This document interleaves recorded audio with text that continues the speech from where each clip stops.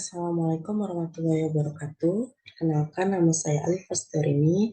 Saya berasal dari Universitas Jambi, Fakultas Ekonomi dan Bisnis, program studi akuntansi. Di sini saya akan menjelaskan mengenai pajak penghasilan pasal 23 dan juga pajak penghasilan pasal 26.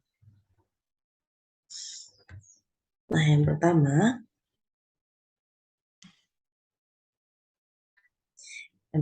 kita akan membahas mengenai pajak penghasilan pasal 23. Nah, pajak penghasilan pasal 23 adalah PPh atau PPh pasal 23 adalah pajak yang dikenakan pada penghasilan atas modal, penyerahan jasa, atau hadiah dan penghargaan selain yang telah dipotong PPh pasal 21.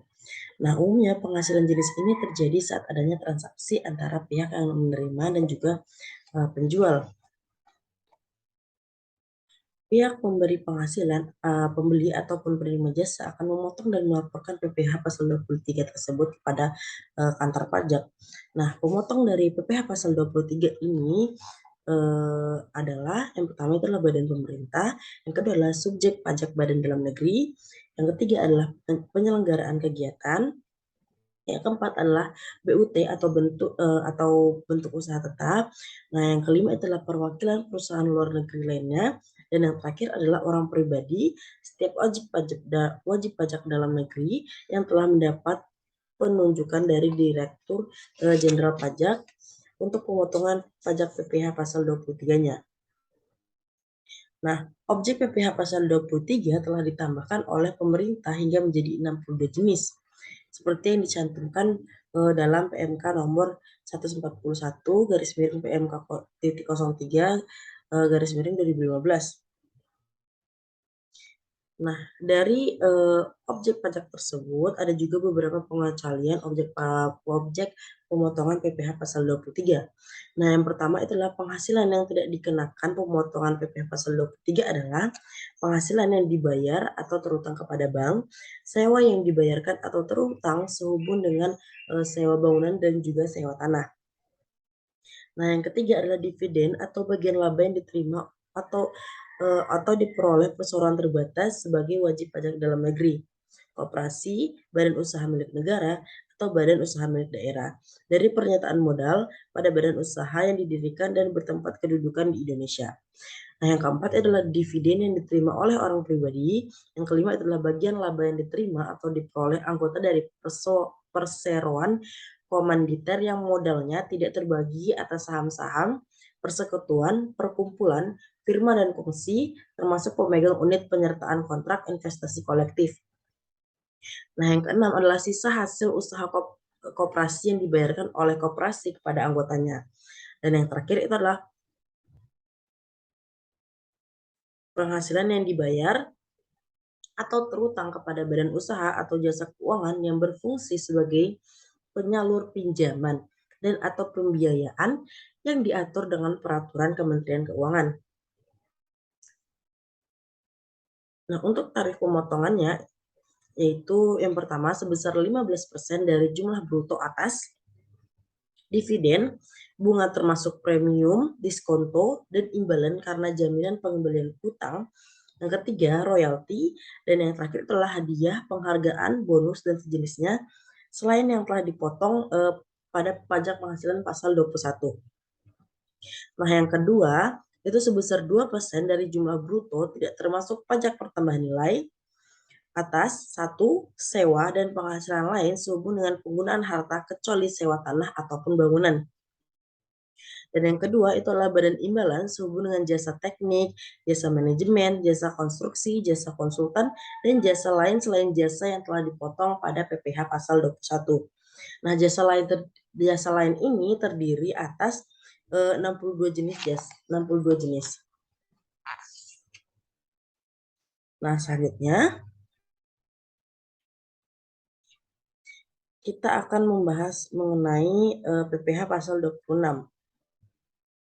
Pajak penghasilan PPh pasal 26 adalah PPh yang dikenakan atau dipotong atas penghasilan yang bersumber dari Indonesia yang diterima oleh wajib pajak luar negeri selain bentuk usaha tetap atau BUT di Indonesia. Nah, Bentuk usaha tetap merupakan subjek pajak yang perlakuan perpajakannya dipersamakan dengan subjek pajak badan. Negara dari negara domisili dari wajib pajak luar negeri selain yang menjalankan usaha atau melakukan kegiatan usaha melalui bentuk usaha tetap di Indonesia adalah negara tempat tinggal atau tempat kedudukan wajib pajak luar negeri yang sebenarnya menerima manfaat dari penghasilan tersebut atau beneficial owner. Nah, wajib pajak pada PPh pasal 26 ini adalah wajib pajak luar negeri baik orang pribadi maupun badan selain bentuk usaha tetap yang menerima atau memperoleh penghasilan. Nah, objek-objek pajak dari penghasilan pasal 26 ini yang pertama,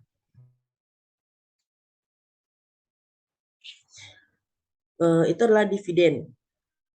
Bunga termasuk premium, diskonto, dan imbalan sehubungan dengan jaminan pengembalian utang, royalti, sewa, dan penghasilan lain sehubungan dengan penggunaan harta, imbalan sehubungan dengan jasa, pekerjaan, dan kegiatan, hadiah dan penghargaan, pensiun dan pembayaran berkala lainnya, premi swab, dan transaksi lindung nilai lainnya dan atau keuntungan karena pembebasan utang.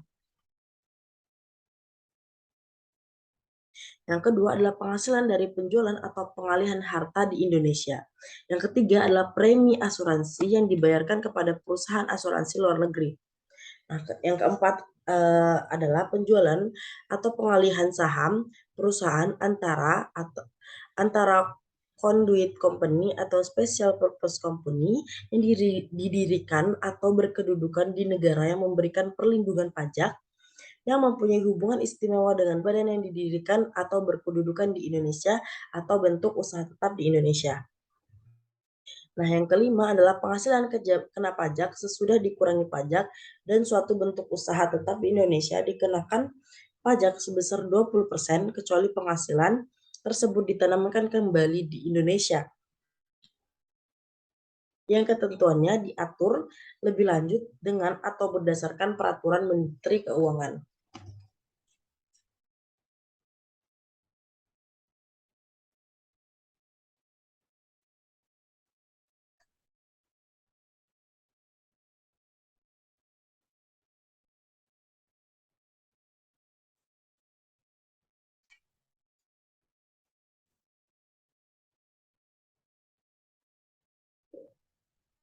Nah, siapa saja sih pemotong pajak tersebut?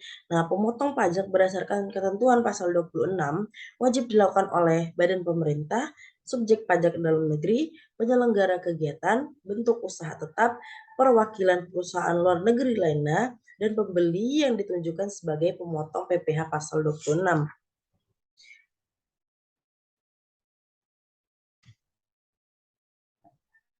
Nah, sekian yang dapat saya sampaikan. Terima kasih atas perhatiannya. Saya akhiri. Assalamualaikum warahmatullahi wabarakatuh.